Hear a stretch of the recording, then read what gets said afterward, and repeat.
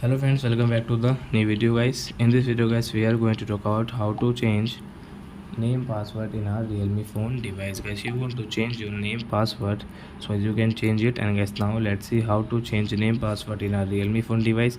In this video guys, I am going to show you guys how can you change it in your Realme phone device. So first of all guys, click on your phone setting to change it.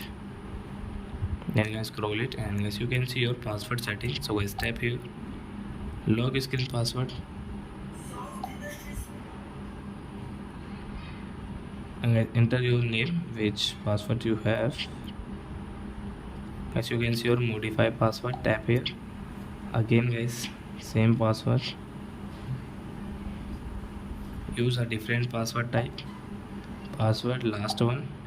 And guys, new password guys, example guys, I am going to show you guys this ABCD, but guys you can change yourself, but guys don't do any mistake, be careful, confirm.